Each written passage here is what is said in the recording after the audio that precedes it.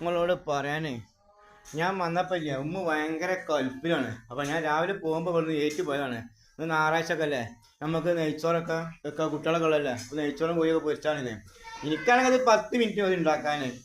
ഉമ്മ അത് പേടിച്ചിട്ടാ ഞാൻ വന്ന് 10 മിനിറ്റ് ഇപ്പോൾ എല്ലാം റെഡിയും ചെയ്ത് അവൾ ഹാപ്പിയായി. അപ്പോൾ വീഡിയോ ആദ്യമായി കാണുന്നത് എന്ത് ചെയ്യുക, സബ്സ്ക്രൈബ് ചെയ്യുക, ലൈക്ക് ചെയ്യുക, ഷെയർ ചെയ്യുക കേട്ടോ. കുട്ടികളൊക്കെ ഭയങ്കര കളിയിലാണ്. നമ്മളെ വീഡിയോ ആദ്യമായി കാണുന്നവർ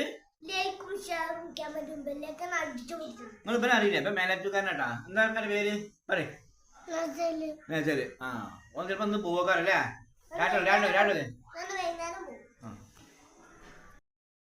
അപ്പൊ നമുക്ക് നേരെ വീട്ടിൽ പോട്ടാ.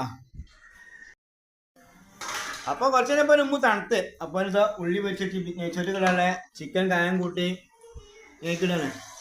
അപ്പൊ നമുക്ക് ഉച്ചക്ക് ചിക്കൻ നെയ്ച്ചോറാണ്.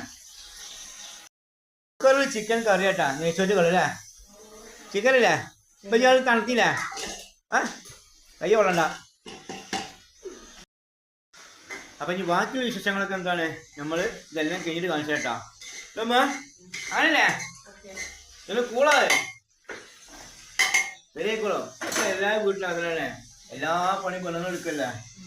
ഏറ്റവും കൂടുതൽ ക്ഷമമുള്ളത് പെണ്ണുങ്ങൾക്ക് മാത്രമേ ഉള്ളൂ. ഞാൻ എപ്പോഴും ആലോചിക്കും.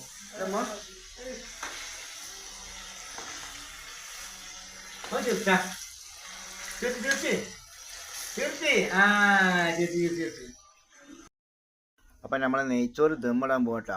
ഏകദേശം വെന്തിട്ടുണ്ട്. ഇനി ബാക്കി ദമ്മിടും മനസ്സിലായിക്കോളും. അപ്പം നമ്മളതിൻ്റെ മേലെ ലേശം ഉള്ളി പൊരിച്ചതും ഇതൊക്കെ ഉണ്ട് ഒരു വെറൈറ്റിക്ക്. അപ്പം ഉണ്ട് അടിപൊളിയില്ലേ. അപ്പം നമ്മളെ നെയ്ച്ചോറ് ദമ്മിട്ടിട്ടാ. ഈ ഫുഡ് ഉണ്ടാക്കുന്ന കാര്യത്തിൽ നമ്മൾ സിമ്പിളാണ്.